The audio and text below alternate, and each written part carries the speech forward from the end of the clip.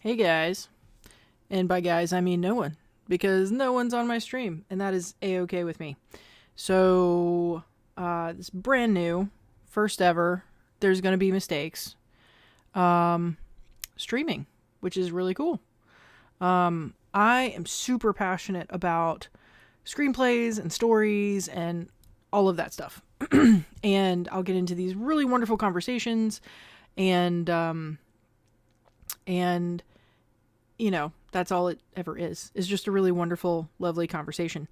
But I also talk about goals and everything else. And one of the goals that I think a lot of writers have and don't follow through on is reading enough. So, it's in every writing book, as far as I know, that, if you're not reading anything, then you're not really writing. You're not really practicing writing, because you really need to read to write. Just sounds redundant, reading to write. But anyway, it's the truth. It's the truth. So, as a screenwriter, it can feel really awkward because you're like, oh, great, I watch movies. I'm good. Watching movies is awesome. And, there you go. Hey, we have someone. The overlay looks awesome, Hannah. Thank you. It's going well so far. Woo! So yeah, as a screenwriter, it's really easy to be like, yeah, I'm watching movies. I'm watching movies. I get the story. I get that. It's totally awesome.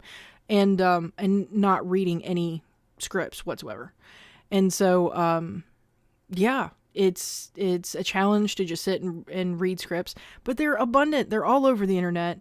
As of like 10 years ago, possibly further back, but 10 years as far as I know, you can download like every Oscar winner, not even Oscar winner, Oscar nominated script. So yeah, it's not like there's no scripts out there to read. So I make this goal every year to do that, to read more scripts. I'm usually good for about 2 months. I read about 10 scripts, and then I don't read anymore for the rest of the year. And it's really bad, because then I don't know what to write. Like, it helps you understand the formatting of writing. And I'm not talking about like literal format. I just mean like how we write as a writer. So it helps understand voice, helps you get the feel for script writing. Script writing is just very different. So you can't just read a book. You can't just watch a movie. Reading scripts really does foundationally help you. So, trying to keep to my own personal goal about reading more scripts, I started this chat, this stream, in hopes that other people would join me, in hopes that that there would be some conversation around script writing. Because, it's kind of important to have that conversation and not just be in an echo chamber or just read it on your own. And I just love discussing this stuff. I think it's awesome. So,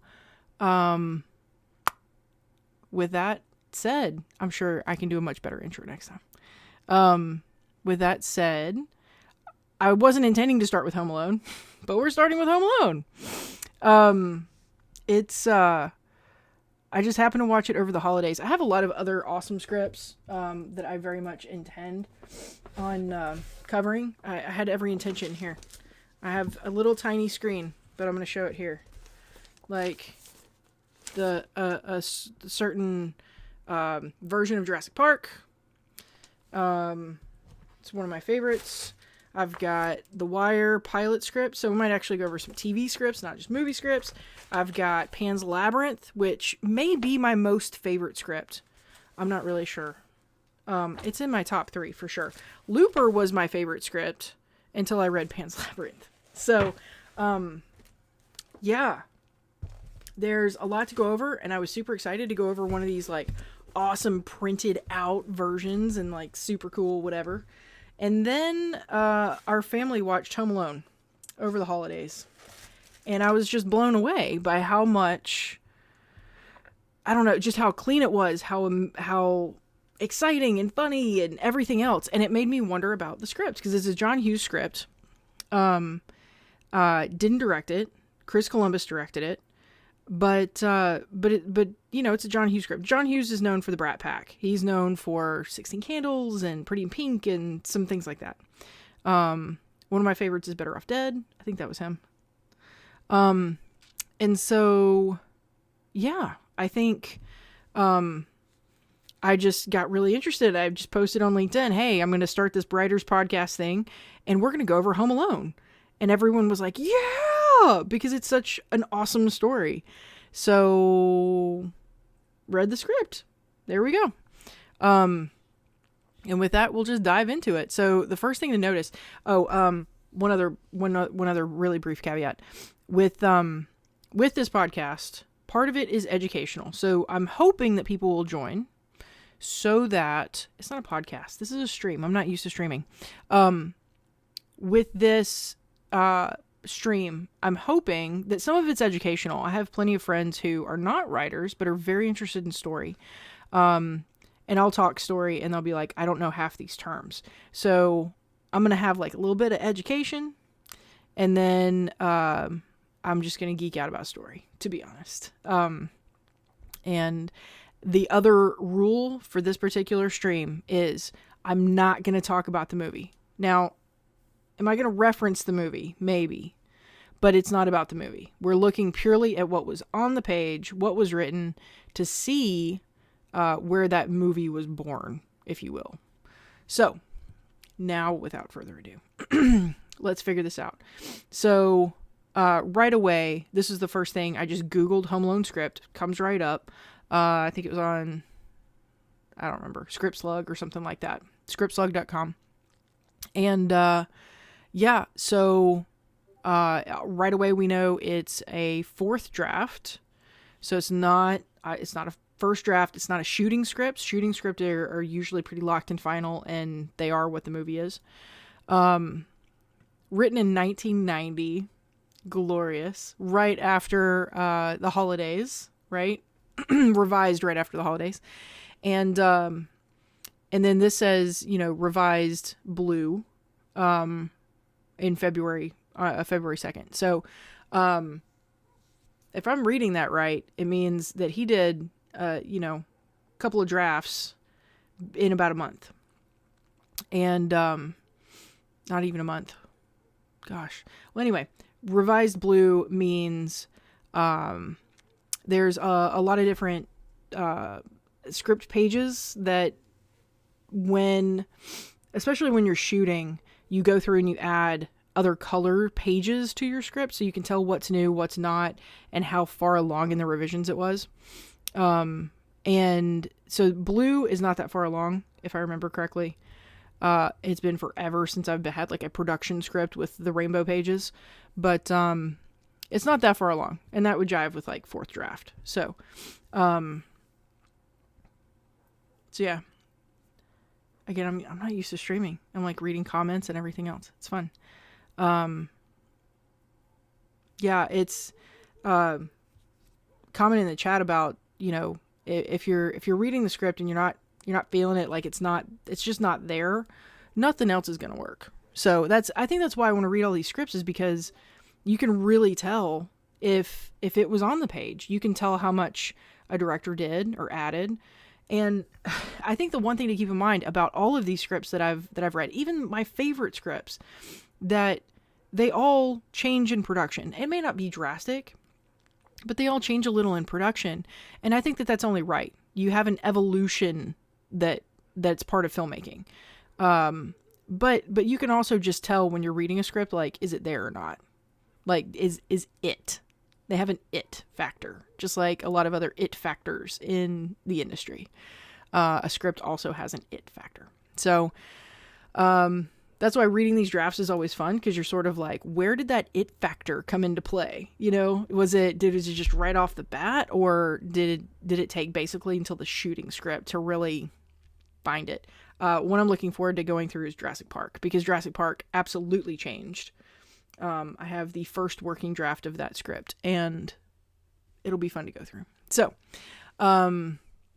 we can just get going. So, right away, again, just because some people may not know these numbers off to the side here, it means they have started getting into a kind of shooting script, because the scenes are numbered. Not every scene is numbered in a script, at least not right away.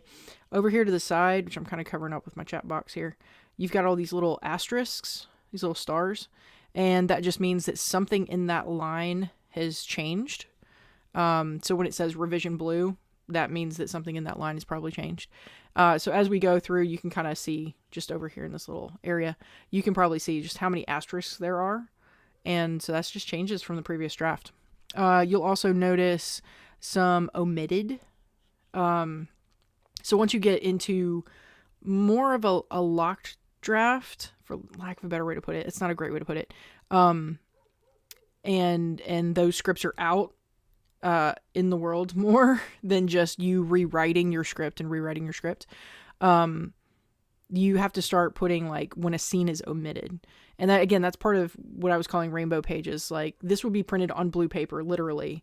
And anything with an asterisk would be printed on blue paper and put into a script. And like those script pages would be handed out to be put into other people's scripts. So, you have to note when something's been omitted and all that kind of stuff. So this is further along. It's definitely into the shooting phase. But, so just reading it, right off the bat, we go through here and things aren't that different. I mean, Kevin's intro is the same. He's coming in and bugging his mom about a movie. And, we still have the police officer who becomes the robber, the bad guy. And, the thing right away, like if you start scrolling like this, you'll just notice the dialogue, like the sheer amount of dialogue. So I found myself at some point, because I know the movie, at some point going, okay, how long is this intro? Like really seriously scrolling through, and to get through what we know kind of as the intro, getting up to the catalyst, fun little buzzword there, of what really kicks the story off, which is essentially the electricity going out. To get there, let me see if I can find it. It takes forever. It's really funny. It's not forever. I think it's page 17. Yeah, police officer's gone. Yeah, the lights go out on page 17, right here. So, I mean, just to say, this script is 108 pages long. It's perfect for a comedy, right? Like, it's, comedies are usually between 90 and 110, somewhere in there. Little shy shorter of 2 hours. And, it's on page 17 that we find the catalyst. So, we would normally get to it a little quicker. And in the movie, in what became the final script, we do. So what's part of all of this dialogue? These scenes are just a little longer. Like, every scene that you probably remember from the movie, it's got a few extra lines from extra back and forth. You get to know Peter a little bit more. Frank has some running gags that didn't make it into the film. And just to, solidify the fact that he's, an immature jerk. And, it doesn't add much, which is why it got cut and it got slimmed down, which is great. There's a little bit more back and forth with, the police officer, just in the sense of him being around a lot longer and like people coming by and whipping by him and everything else. And all of the dialogue that's part of that. Like I said, everything was much more efficient and streamlined. That's really the theme for this entire script, is everything was very stripped down by the time you got to the movie. Obviously it's John Hughes. I think those 17 pages are still wonderful family nonsense gold about like you know, with how families work, and especially just laying out the fact that there are 3 families technically in this house, how big they are, who's part of what family, all that other stuff. He does a great job in 17 pages weaving together everybody's placement, who they are, what their personalities are, and everything. And it's I wouldn't say a little more crass, but I mean, the whole script, I think, has a bit more of an edge than where it landed in the movie. He writes in probably more realistic jokes, when it comes to, you know, teens and kids and whatever. So, I mean, like, even this scene with Buzz is longer. He has a wonderful little name for Kevin right here. Or at least, you know, yeah. Anyway, that's the kind of stuff that's in there. And, the fact that it was 17 pages of that, it had me kind of going like, do we even like this family? Like, who am I supposed to like here? Because Kevin starts as a jerk too. I mean, like, blatantly being a jerk. And, the rest of the family is, you know, maybe different levels of jerk, but they're all kind of jerks. So that all was really interesting as well. Marley's intro, which I don't know if I ever knew that the old shovel guy that he had a name, but his name is Marley, which is fitting. They treat him more as a Boo Radley character. I mean, he still has the murder myth right here that Buzz details, but he's not always shoveling a sidewalk. So, again, I think they just slimmed everything down, and it made it work better. So, we get to the catalyst. We kick off the story really on page 17 when the lights go out. And what was interesting to me about this script, okay, so not only do we have a ton of dialogue, it's wonderful dialogue. We have just as much setup as you would expect, as far as, like I said, who's who. You're setting up the robber as the cop. You're setting up the pizza guy. Like, all of that setup is in here. You're setting up Frank, and the parents. So, you know, by the time the lights go out and, you know, the crap hits the fan for the family, then we're starting to get a little more into some of this description. And that's the wonderful thing about reading scripts, is you get to see how everybody does what they do, because not everybody does things the same way. One of the biggest things about screenwriting is that it needs to be very stripped down, and it's incredibly hard to do. You feel like you're writing like a 3rd grader. But it's true, because you've got to flow. It's got to be as fast as the movie, and the images just have to flow in your mind. So, you know, 2 blue and yellow airport minivans are parked in the driveway. 2 uniformed drivers are on the porch. One is hammering on the door. The other steps back from the house, trying to see if there's anyone inside. I mean, it's that simple. We're not getting into motivation or what it's like outside or any of this other stuff. We're just, everything that goes into a screenplay plays to the story, right? A power company truck's parked in the street. A lineman's repairing the wire.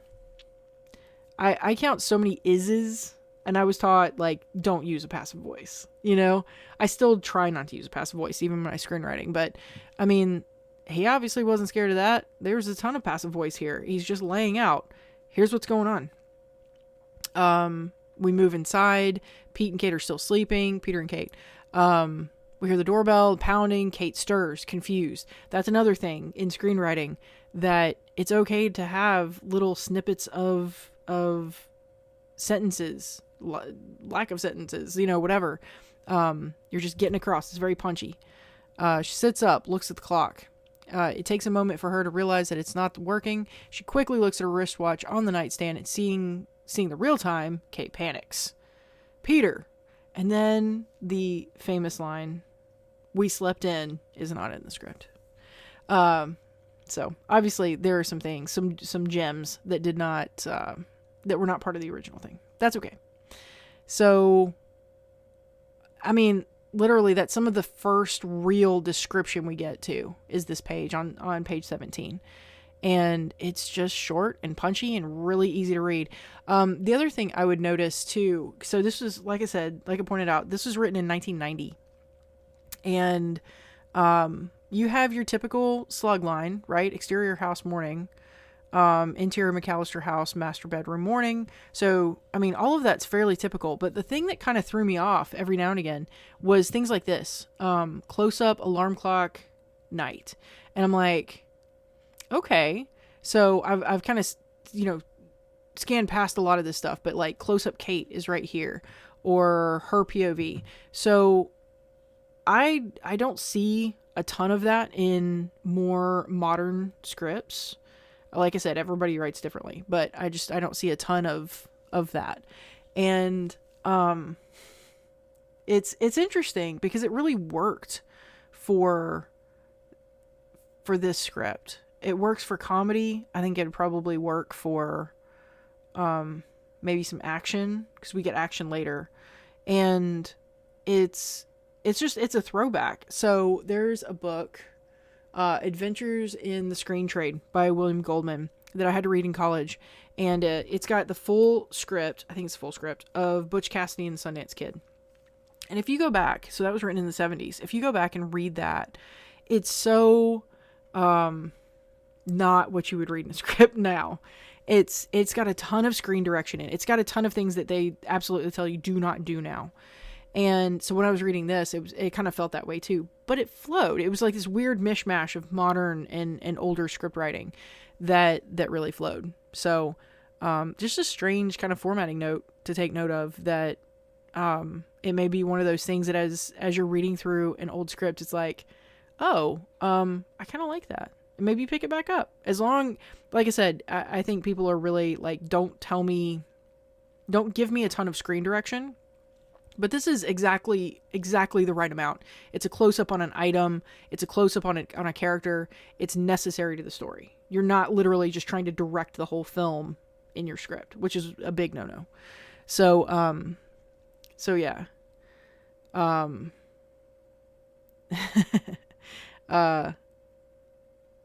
just reading the chat again. Yeah, the just the writing of the script, noting that it feels very natural to the chaos of a household and everything else. I mean, I would say the exact same even later of the action. We'll get there towards the end, the big finale action piece.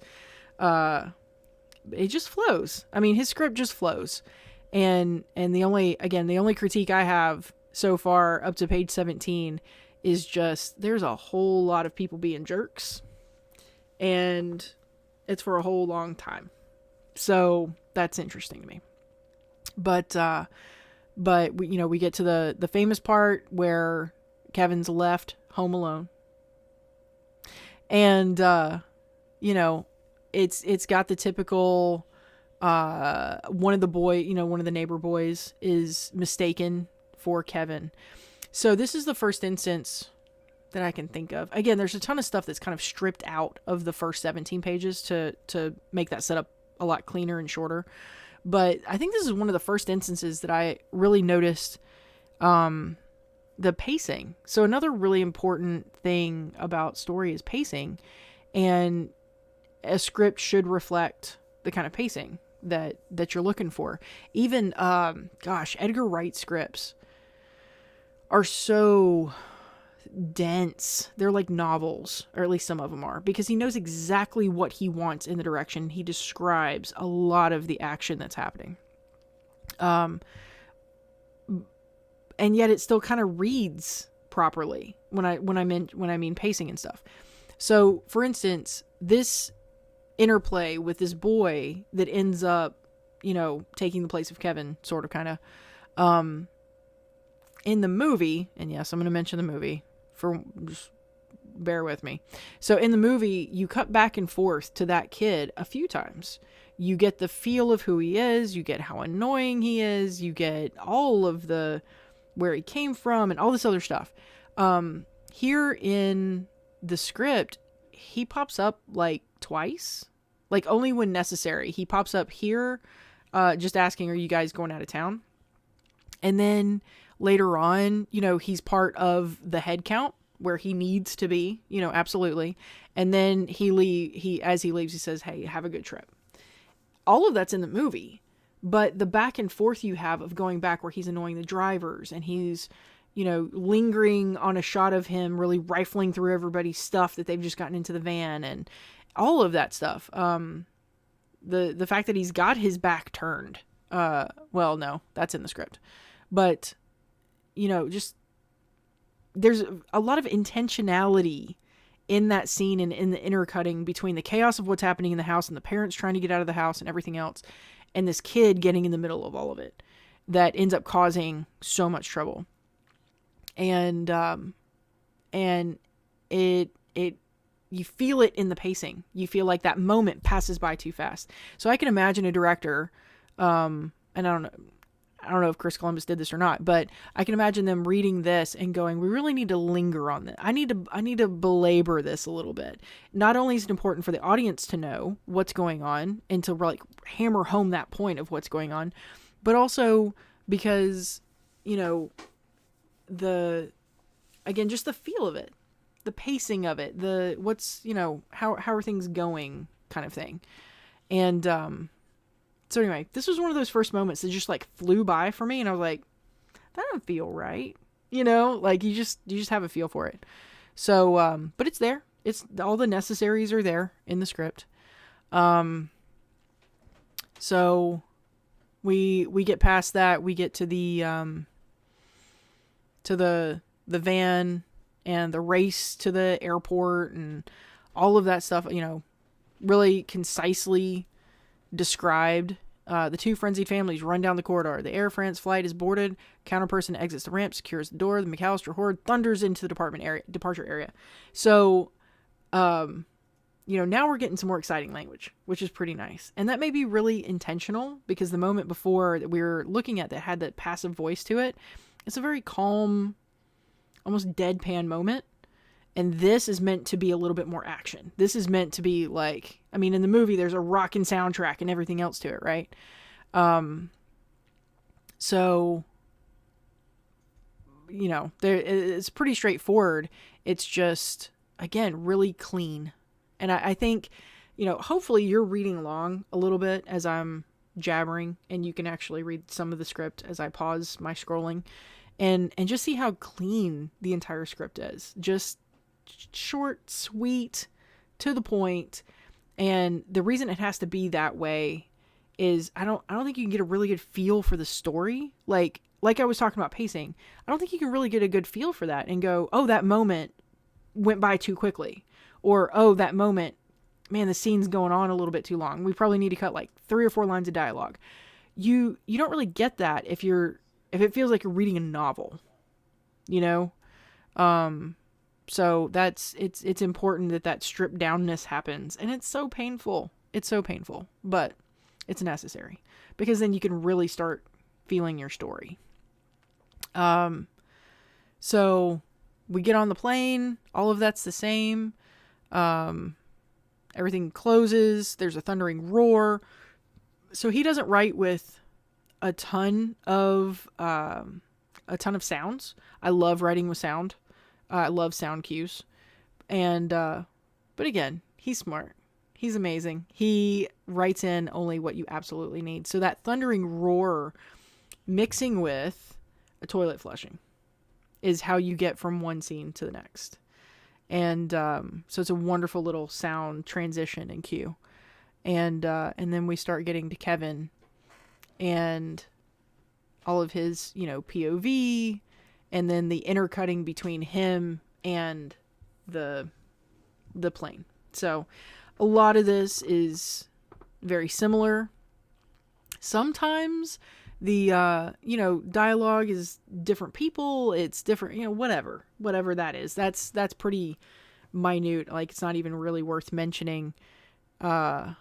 in this instance, because it's just part of, how script changes, how a script changes later. But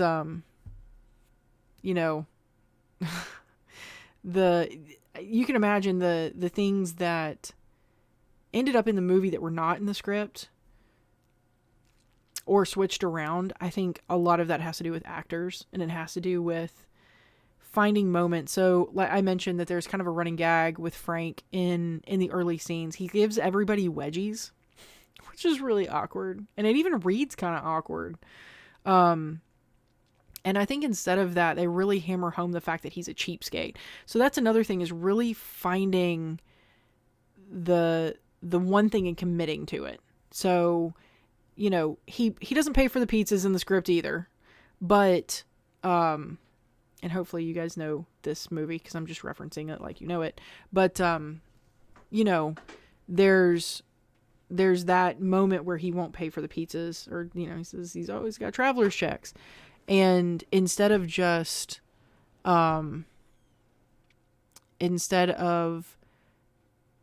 using that and him being kind of a weird prankster jerk and all these, like, he's got all of these elements of being a jerk, that's for sure. But they sort of land on him being a cheapskate. So, like, for instance, he's the one, like, he and Peter are the ones that have a conversation. Let me find it. Where is it? Nope. This down here. Peter and Frank are the ones kind of talking about, do you feel bad flying in first class when the kids are flying in coach, blah, blah, blah. It was a conversation between Peter and Kate in the movie. And Frank is the one that says, when I was a kid, we didn't even fly coach. We flew in the station wagon and, all this stuff. And, in the movie, he's got this wonderful bit with his wife about taking the salt shakers. Or the salt and pepper shakers. He was like, "Oh, are these real crystal? Do you think they're real crystal?" So, yeah, I think probably some of that comes out of the actors starting to play with their characters a little bit and really honing in on, like, what is it about them that we're really going to see in this movie. So with movies, it's a little frustrating because you can imagine I've got 2 hours and I'm supposed to tell this, like, really nuanced, layered story, But honestly, you're only seeing very limited versions of characters. You don't want to, they're not stereotypes. They're not cardboard, but you really do have to focus. You really do have to hone in on something that if you were to tell someone about your uncle, or something like that, what's the first thing you'd mention? And with everything that was in there with Frank before, I don't know what I'd mention. I'd probably mention that he's kind of a weird, not pervy, but like weird prankster guy with the wedgies and, that he's a jerk, but it was very general. From the movie, from the final script, I can absolutely say hands down, he's a cheapskate. He's that guy. He's that uncle, He's the one mooching off of everybody. That's easy to say. It's easy to strip down. And it becomes even easier in a comedy to write bits off of that when you know those characters. So anyway, just one of those funny moments where I was like, hey, that's not what he said. That's not what he did. That's not, it doesn't have that funny moment with the salt shakers. So, yeah. Kevin still wanders around looking for everybody, wondering where they are. And, even goes down to the basement. I'm trying to see. I'm going to keep going here. Yeah, a lot of this is the same. So he gets to the point where he believes that his family disappeared. But, and we cut over to Harry and Marv, the sort of the intro of the wet bandits and all of that. And all of that reads pretty fine. But, then we sort of get to a section of the script. So the sort of fun and games section. So right after everything's happened, the chaos is over, we're settling into the movie. We're settling into what this whole thing is going to play out. It's about a kid who's home alone, right? Where's the fun in that? And then where do these bad guys come in?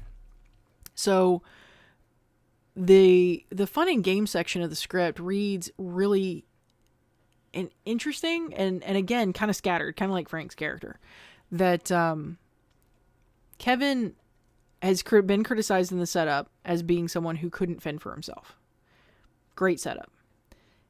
As we get into the fun and games, it remains true. He sort of, I mean, literally right here, he says, somebody, anybody, I'm starving. Like he can't even feed himself. And it's intercut with Harry and Marv kind of scouting the neighborhood and all of that and talking about that. And this line, I don't remember the food groups. Like he's really doesn't know what he's doing. And so it's interesting that it takes him a while to sort of settle in to his situation. So here was a really interesting, it was, obviously cut sequence where Kevin's just trying to figure things out. And one of the things, he ends up watching a McAllister family video. And it's basically a complete echo of the scene that plays out in the setup where the family gets mad, something big happens, the family gets mad, Kevin, gets in trouble, even though it's kind of not his fault. And I mean, literally some of the same things are said. So you've got this entire scene that feels like it's just repeating something from the setup. But the payoff is Kevin realizing I made my family disappear. Like that line, a little grin sneaks across his lips. So basically, this entire scene right here, everything I'm scrolling through, is cut. It's all cut.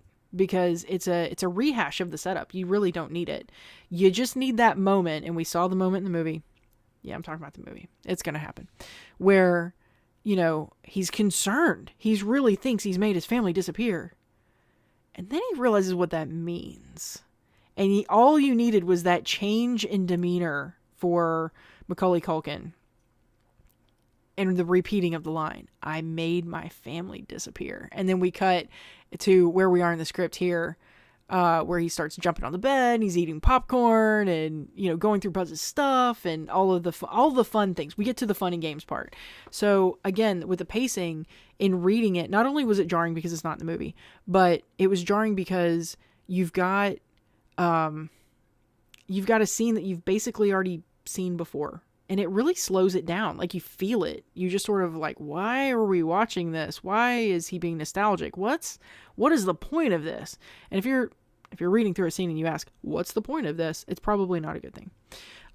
It may have a good point, and they get the point across in the movie in one line. So I thought that was a really interesting. A lot of the things that John Hughes himself did in the script were interesting. His style and everything. So, I'm going to zoom through this a little bit. I wanted to keep this to about an hour. We'll see how it goes. That's all the Buzz stuff. He does the same thing. He starts eating a bunch of junk food and he's watching the movie he wasn't supposed to watch. He gets scared. All of that's the same. And, you've got Kate realizing that they left Kevin at home. Again, the conversation's a little longer because they go through, oh, but did you do that? And did you do that? And did you do that? And da-da-da-da-da. And everything's just a little bit longer. And I think you just realize at some point that you don't need all of that. You can get your point across and go with it and go with the punchline, which in this case is Kevin from the mom. And he even, so Hughes does this thing, and Nick has pointed this out to me before because he's seen some other Hughes movies that I haven't, that Hughes has a way of melding fantasy. And I don't mean like elves and dwarves and stuff. I just mean like fantastical things that are not happening in reality. Melding fantasy things with reality.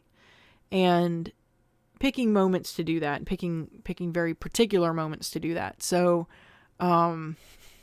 it's interesting because you've got even this part, he sets up, and I mean, this is reality, but it's playing very movie-like, where everyone is watching a movie on the plane, totally expected on a transatlantic flight.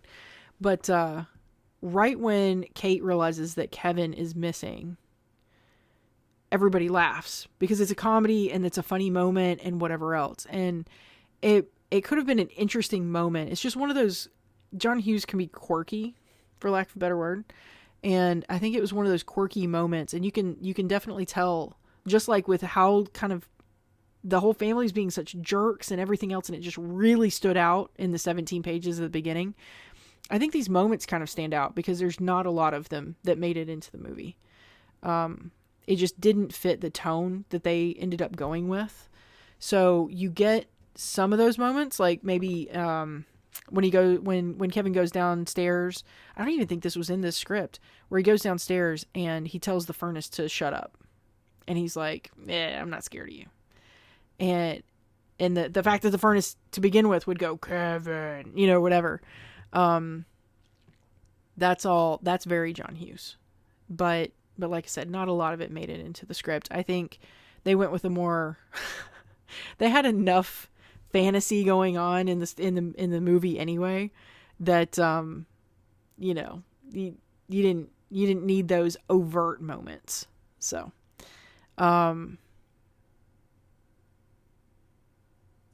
yeah, all this is pretty much the same, with them realizing that he's gone and what that means. Harry and Marv kind of honestly develop pretty similarly. I don't think they're as funny in the script as they are in the movie, and some of that's just delivery, because a lot of the lines are exactly the same. But yeah, so a lot of that's the same, and I think just like maybe the Frank character, some of the other supporting characters, they probably honed in, right? Just sharpened their characters a lot. Let's see here. I think, again, during this whole fun and game section, you've got Kevin being more scared and more having a lot of moments. Like this entire sequence of him being scared, like scared of the dark, and just scared of things that he's seeing.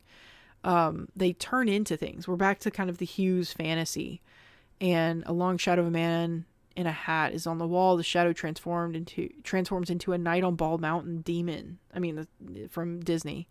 Kevin jumps back, cries out, runs out of the room. Camera whips to the source of the shadow. It's only a hat and a coat. Dashes inside, face to face with the grandfather clock. The clock suddenly comes to life. Its face and body distorts for a moment, scaring the hell out of Kevin. Kevin screams and dashes out of the room. So, like, there's this whole sequence, and there's more to it, but there's this whole sequence where everything just gets very surreal, and it's all to capture the fact that he's very scared of being home alone and spending overnight in his home, and then, realizing, like in this instance, he realizes that the furnace pilot light has gone out, that the house is really cold. So he's having to light the pilot on a furnace. I think it was really wise to cut that, because I don't think a kid could do that. But there's so much. Yeah, all of this, man, goodness. All these pages got cut because it's that fantasy. And it was all just to reinforce the fact that he was scared. And you were able to cut it down, and it comes across so much more quickly and crisply in how the movie does it. And I think the emphasis in all of this stuff and everything that's happening to Kevin, and all of this sort of fantasy writing that Hughes is doing, it's taking away from the fact that the fear should come more from the bandits. So I think, yeah, he's scared, and he's scared of being home alone. He has the moment with the furnace, downstairs that chases him off. But, what really scares him that first night is the shadows and realizing someone's coming. So, or like the movie, realizing this movie is scaring me, that he shouldn't have been watching and everyone told him not to watch. There's just greater connection with that moment. So this entire script, I mean, I'm not even halfway through at all. The theme really became, okay, what was stripped out, and noticing what was stripped out and why it was stripped out, how it was stripped out, and what remained in the script. How did those things remain in the script? So, like, again, him being scared, it remained in the script by him going downstairs and getting scared of the furnace and just getting scared of little things along the way. Whereas the opening sequence, you didn't need all the dialogue. They did a wonderful job kind of stripping it out, stripping it down to bare necessities and going, okay, like, this gets it across. This, that's it. That's all we need. And it's perfectly funny. So, yeah.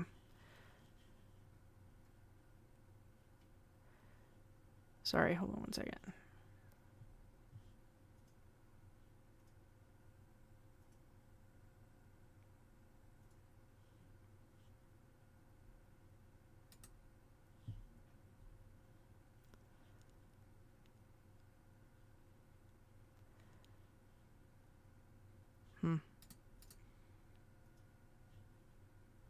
Awesome. I'm going to have to learn how to handle bots. So that's fun. I'll figure that out later.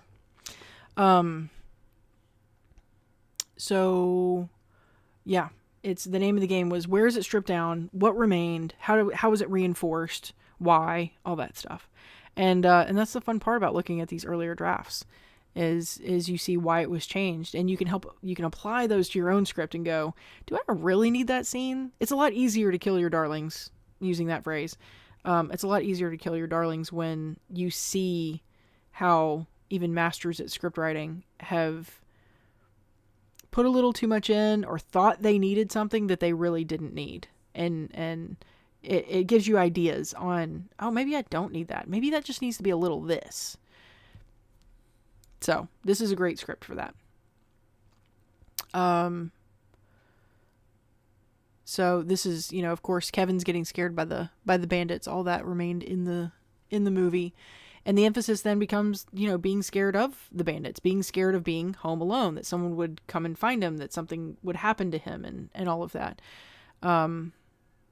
Instead of focusing on his inadequacy as a child, his, do I know how to even live by myself, feed myself, and the pilot light and all that other stuff. You just focus on the bandits. Make them a priority. Make it a nice, clean priority. Here we have the McAllisters arriving. There's a lot more with the brother that we never met in the movie. Again, you didn't really need him, right? There's nothing there that really contributes to the story. All of this is the same. Let's see here. Really fun, little gags of Kate trying to call home and get the police to check on Kevin, and it doesn't happen. Let's see here.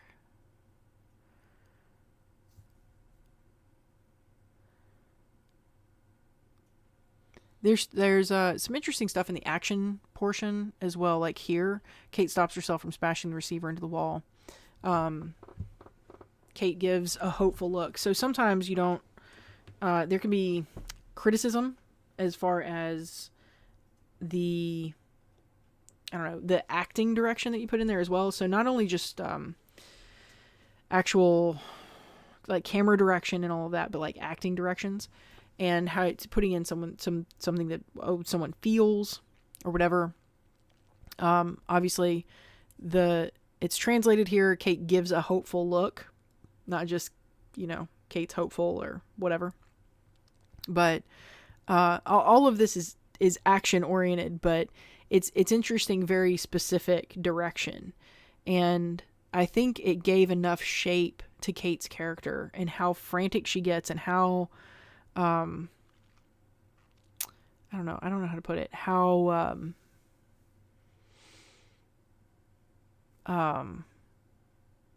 frustrated the frustration is going to build. And I think he makes that very apparent with these very pointed acting directions, little, what are you doing in the scene directions. So anyway, that was another thing that kind of jumped out at me. What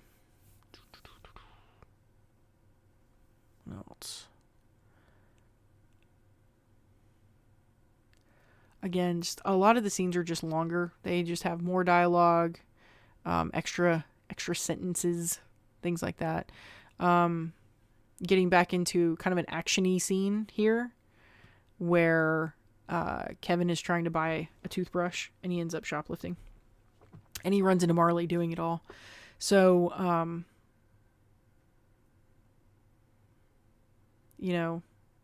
this is... Oh, wait. Are we there yet? We're not there yet. We're where he's scared and the cop is trying to get him.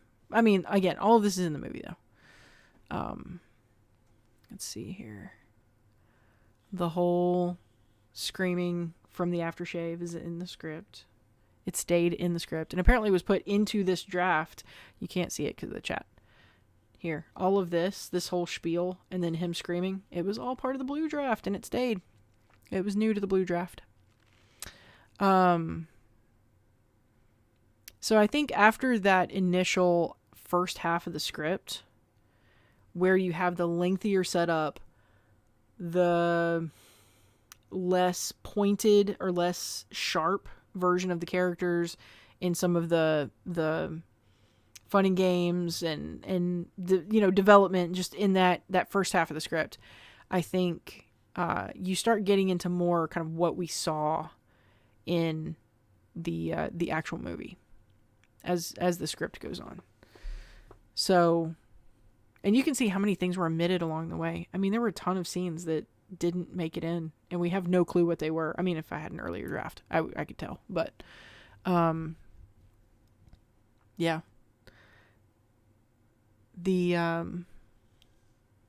It's just such concise. So the Christmas lights are shining bright. Traffic's moving. The city is charged with spirit and movement. Camera pulls back. This is the view from the window of Rob McAllister's apartment. Blah, blah, blah. We didn't get any of that. We didn't care about Paris.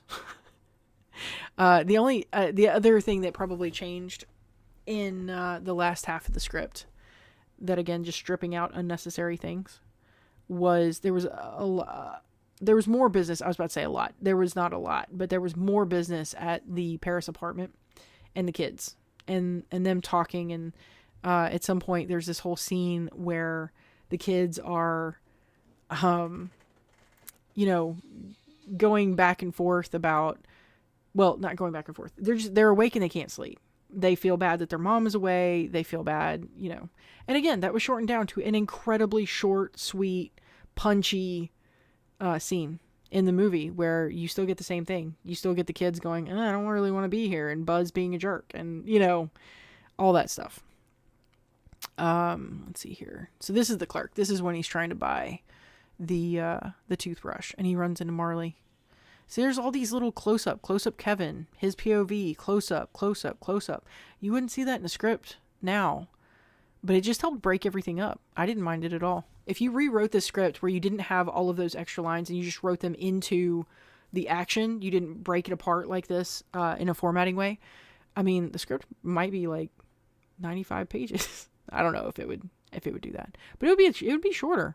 It's just a really interesting format to consider. So, really short, punchy sentences, right? To cover all of this action. And we're back to moments being punctuated. So, we're talking about the toothbrush here at the top. He waits his answer. He reaches into his pocket, takes a $20 bill. Behind him, a figure approaches. Kevin fiddles with the toothbrush. He turns it over. Suddenly, a bloodied hand slaps down on the counter. I mean, you can just hear it, right? Like, that's not even a sound cue, and you can just hear it. His eyes open wide in fear as he looks at the hand. Camera follows the hand up to a tattered overcoat sleeve to Marley. He's looking down at Kevin, a horror sting. Terror. He backs away from the counter. So again, it's painting this picture, but it's painting it with like 1-2 words. It's not long at all. It's beautifully concise and punchy. And again, these were the scenes that stayed in. So I think that says something. You've got this whole block of action. It's that whole action scene of him being chased by the stock boy through the ice skating rink. All of that remained the same. I mean, the description is fairly accurate to everything in the movie. And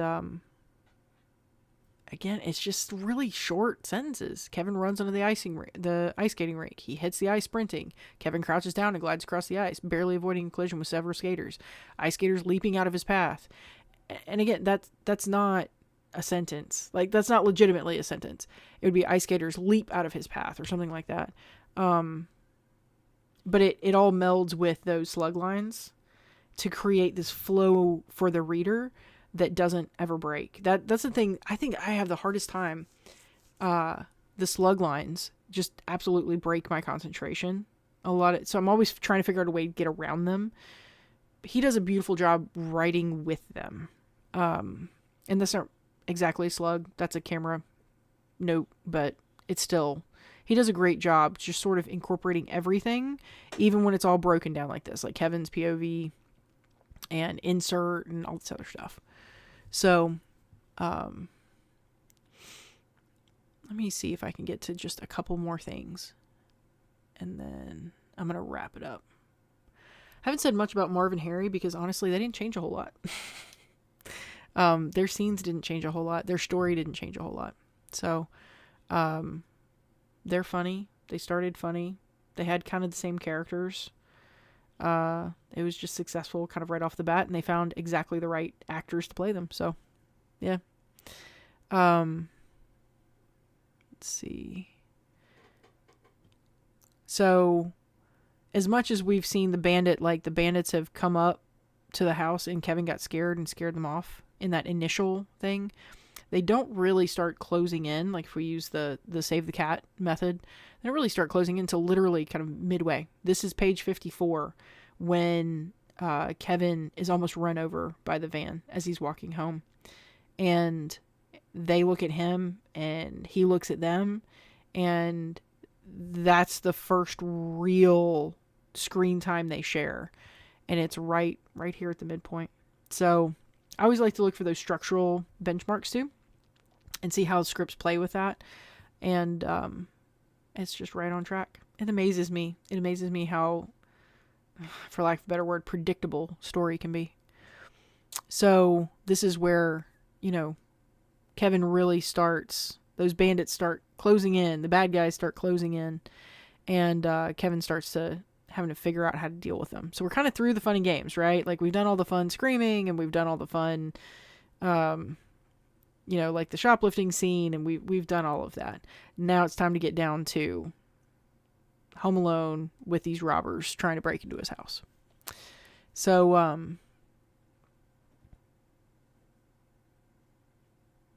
let me see. So Kevin. So much of that interplay is the same. That's what I'm saying. Like the latter half of the script, I think Hughes must have just known Harry and Marv, like really knocked it out as far as them, because not a lot of that changed, and their interplay with Kevin, it didn't really change that much. So he does decide he's got to defend the house and all of that. Let's see here. So he does the rocking around the Christmas tree bit, trying to convince them that more people are home, buys himself a pizza. So it's not like it's not fun and games anymore. I mean, it's not that portion of the script. He's now defending actively against bad guys, but he's doing a really good job. Like everything that he learned in the first half of the movie, the fears that he's overcome, the movie being scary to him and all of that, just becomes that much sharper as a running gag, because it is a running gag in the script. It becomes that much sharper because all of that other stuff, all of the other fantasy stuff, and all those like 3, 4, 5 pages that ended up being cut, all of that was taken out so that we could really focus on these important bits that he has very blatantly, crisply overcome, you know, his fears. And now he's facing them and he's fighting off bandits.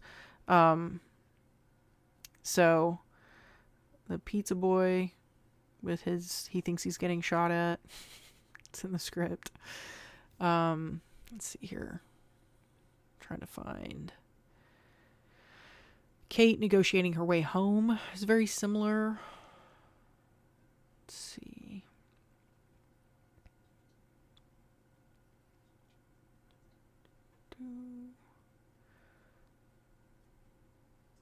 Just trying to find the next bit. This is the scene with the kids where they're at Rob's. All of this right here is, you know, we're zooming past, scanning past all of his siblings as they're not asleep and they're worried about him and they feel really weird. And one of them actually goes and talks to Peter here in a minute, and you just didn't really need it. You just needed the one really concise scene that ended up in the movie. So, let's see here. You have a little bit more of Kate catching the multiple flights instead of her just mentioning it in a bit of dialogue. So that's interesting. It's just part of the intercutting.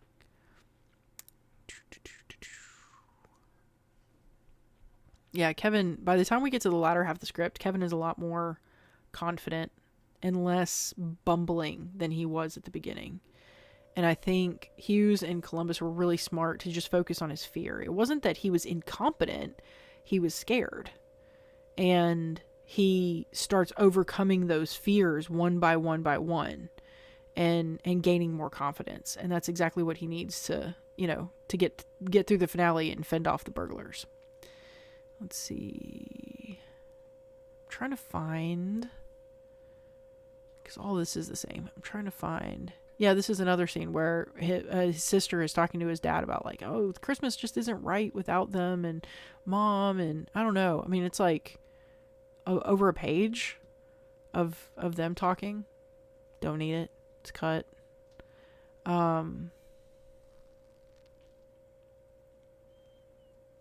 Yeah. So this is Harry Moore figuring out that they've been duped and that they're going to come back and steal, you know, later. So the only other thing to really seriously change that I kind of want to talk about is, well, two things.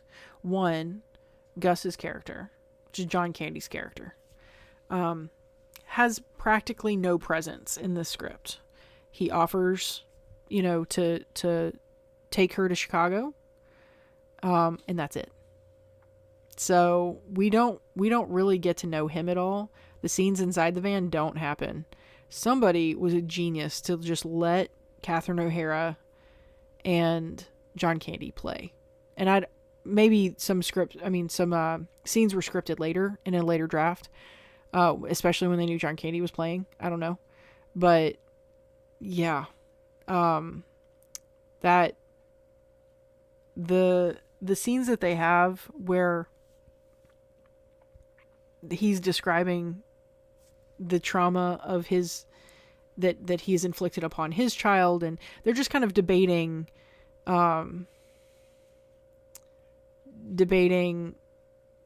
leaving a kid home scared, the trauma of it, and all that kind of stuff. I can imagine some people would look at that and go, we can just cut that. It's not important to the script. It's not, but it ends up being important for pacing. It ends up being important for Catherine O'Hara's character and Kate.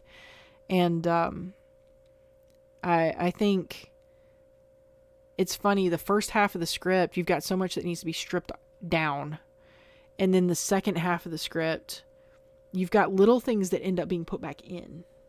And that's one of them. You focus more on the mom. So obviously they've got some focus on the people in Paris and all that kind of stuff. But the focus on the mom is just her trying to get back. It's not, she never gets a moment to feel. She never gets a moment to settle. And that's what you get in those moments with John Candy, is how does she feel? And did she mean what she said at the beginning? And it's her time to basically be put in timeout and think. And it's beautiful. And not in the script. Here we go. Okay, so Kevin goes to see Santa. That doesn't change. Then we get to the church scene. Him wandering into church. And his scene with Marley. And it's so interesting because it's not what it was in the movie. And the reason I say that is because, you know, as someone of the Christian faith and being around other Christians and everything else, they love Home Alone too, because there's this beautiful scene in this church where they're basically talking about, you know, repentance and redemption and these beautiful Christmas themes. And they're talked about in these very beautiful analogies, and it's very even. You've got Marley basically confessing his side of things, of where he made his family mad and they don't speak anymore. And then you have Kevin kind of confessing his side of things, and both of them admitting, you know, maybe we need to do something here, you know, meaning kind of repent and move on. And this scene doesn't play like that. There's prayer. Kevin prays in this scene, which blew my mind. Marley outlines his family life and everything, but he doesn't talk about the rift with his family. He talks more about like death, like his own death, because he's getting older and everything. And it's a very odd scene. Like it's very unpolished. And I can see why it's there, and I'm glad that they felt the need for it to be there. Again, that pacing, that Kevin needed to have a moment of reflection, just like his mom needs the moment of reflection with John Candy. But the focus, I'm so glad they echoed Kevin's trials in Marley's life, where Marley is having his own problems with his family. Because the way this reads, I don't understand why Marley's talking about death. Like, I don't know why he's talking about his death. It doesn't really have anything to do with what's going on around him. So, except for maybe, like, I don't know. It's a really odd scene. It's worth reading. I don't want to just sit here and read a script. But I mean, let's see, it's 1, 2, probably a little less than 3 pages total. And it's so different and kind of weird.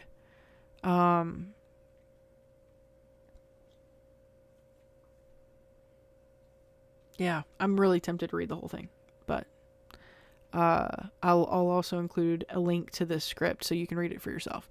So just go straight to page 80. It's where it's even longer than that. Holy cow. Hold on. Page 79. 79 is when he goes to church, and read the 5 or so pages after that. And just, I'd be interested to hear like y'all's thoughts on this at all, and just see like, what is going on? I don't know. I don't quite get it. I'm really clueless. It kind of blew me away. Blew my mind. That this scene played the way it did.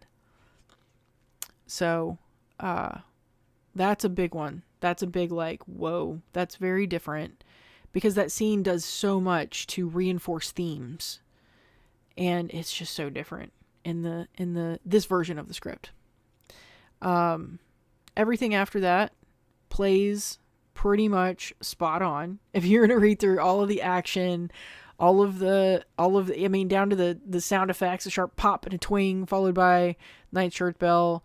Harry, yells, grabbing his groin. That's when he shot, with the BB gun in the balls. And, all of that. It's just all of this super punchy, short, perfect writing. The only thing I found really interesting is it just zooms by, where in the movie, there's the initial gags of, getting shot in the balls, getting shot in the face, them deciding to split up and taking on their various trials and tribulations at the two different doors and all that stuff. It really flies in the script, pacing wise, where it doesn't in the movie. It's taken at a much more tension rather than comedic tone. I mean, obviously it's hilarious, but there's a lot of tension building in those moments in the film where it's not really written that way. That pacing's not reflected in this version of the script. So the gags are solid. They're all there. I don't know. I mean, as far as pacing, a lot of times if I want a moment to play longer, I'll write more. Like the writing on the paper should reflect kind of the length of that moment. Like I said, you should basically be reading what you see in the movie, what you intend to see in the movie. And that comes down to even how long these scene descriptions are. But they just fly. They just fly by. And like I said, every single beat is in here. Very little of it's changed. If anything at all. I don't think hardly anything has changed in the actual finale. All of this is the same. But the tension isn't there. So this whole screenplay, I'm just going to kind of jump to the end here because like I said, it's all the same. That the whole screenplay was fascinating. It's a fascinating study in pacing, what to strip out, what to keep, and how to focus what the story is, even to the point in some of the scenes of reinforcing the theme, right? So, and that all affects character and character arcs. Again, Kevin is much more crisp in his execution. It becomes much more about fear. Of course, Frank, it became much more about being a cheapskate. I went on that long thing. That's kind of the entire thing. We're just at that stage of the script in this particular version that you're really looking to strip it down and get to the point. So it's all there. You've got earlier versions where you're exploring and it's kind of all over the place and you've got loose threads and you're not sure what you're doing and all the stuff. He's definitely, all those omit scenes, they're probably all of that stripped out. It's just a matter of now putting that crisp edge on everything and really figuring it out. So, fascinating read. I'm going to wrap it up here because I think that's good. That's a lot. The whole thing ended up cleaner, punchier, clearer, everything. And the things that weren't in this script that ended up in the movie were just those plays on character that were beautiful, and just the realization that you kind of need those poignant breathing moments, that those characters get, those little beats that those characters get. So I highly recommend reading this one. It's pretty fascinating, and I really enjoyed breaking it down and seeing how things changed. I think, again, that's the biggest thing for me, is seeing how a script changes. If it's an earlier draft, see the kind of decisions they made, and whether or not they were valid. Because, 9 times out of 10, 99 times out of 100, they're valid. They needed to be gotten rid of. But yeah, I think this one in particular is really fascinating on a comedy front, on a character development front, and then that last section of action, which again, that's something that you could go back and look at yourself, is how does that action play on the page? Because action is hard to write. So, because you want to overwrite it. But but he keeps everything nice and crisp, but the pacing is much more action comedy than like that creeping tension that we get from the movie. So, wonderful script to analyze. I'm glad I stumbled into it and I didn't, hey, stop. I'm glad I accidentally committed to it because I'd never read it before. And, I hope to read more Hughes. I hope to read more of John Hughes' work to see how it all compares and, to see where exactly that Midwestern magic comes from. So, thank you for not joining me. All of my like 2 or 3 viewers. Thank you for joining me, and we'll put this on YouTube to enjoy as well. And I can't wait to do the next one. I don't know exactly what the next one will be. I'll announce it soon. I'm leaning towards that Jurassic Park script because of everything that I talked about with this one. So, and how things change and don't change and all that stuff. I'm very tempted to do Jurassic Park. I'm a big fan. I can't move my camera to show you guys, but I'm a big fan of Jurassic Park. So it's always fun to talk about it. But yeah, this has been fun. I hope it's been educational. I hope it hasn't been terribly boring. And I can't wait to do it again and just keep talking about story and analyzing scripts. I think this is amazing. So, I will catch you guys later.